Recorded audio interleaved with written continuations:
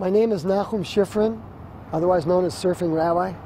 It wasn't in a synagogue that I found spirituality. It was right here in the ocean. That helped me focus my life on where I want to go. I was in the 7th grade, and I heard these kids in my science class. They kept saying stuff like, oh, Mickey Dora and Lance Carson and Weber, and their eyes were like saucers every time they mentioned these heroic figures in the surfing lore. And when I saw how excited they were, I said, that's it, I have to find out what's going on. I took off from school one day, didn't go to school, hitchhiked over the Malibu Canyon. I was a Valley Graham back then. I ended up in Malibu. They had the picket fence there, that, you know, barbed wire fence and all the longboards up against the fence. And it was just the best thing that ever happened to me. I saw Dora and Carson and Weber, and everybody's getting ready for the Malibu contest that year.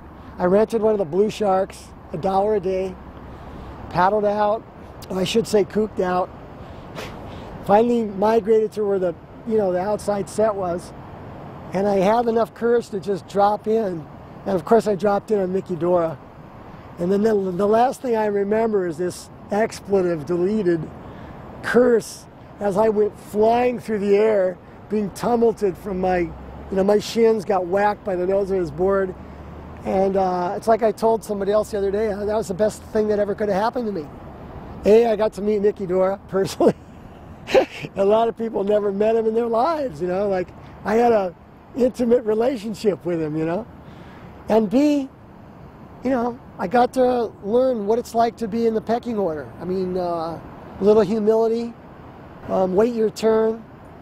I've been surfing for almost 40 years, and every day is like the same day I paddled out. I look down at the rocks and look at the fish and check out the seaweed and see which way the ripples are, you know, how they're moving, the wind's blowing, if it's offshore or west wind, and I just love it. I was lucky. A lot of my friends through that whole Vietnam era, you know, they didn't make it.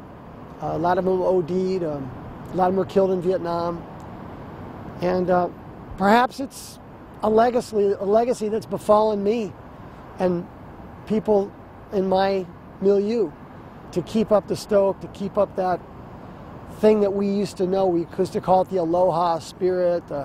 My dream was to be a Malibu lifeguard. I just saw these guys sitting back with their sunglasses, those Foster Grant sunglasses, you know, watching the girls, you know, just, they got their paddleboard right there so they can make a rescue, and they call up headquarters, hey, I'm going to go for a break right now, and of course they just paddle out and hang 10, and I said, my God, I've got to do that. And I couldn't swim. I could surf, but I couldn't swim. So I forced myself. I joined an AAU swim club, and I swam like, you know, 4 miles a day, and I just grunted it out. You know, I had 11-year-old kids passing me by and just laughing at me. It was pretty humiliating, actually. But I became a lifeguard in 1973. I was a lifeguard El Capitan for 2 summers.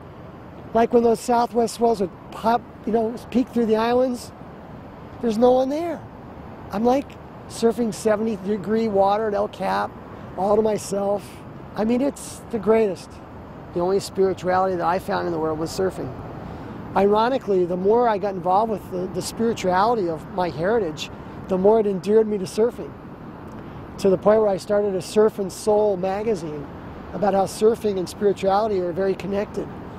Ancient Hasidim, very devout, pious Jews have said, according to the effort, you will get the reward.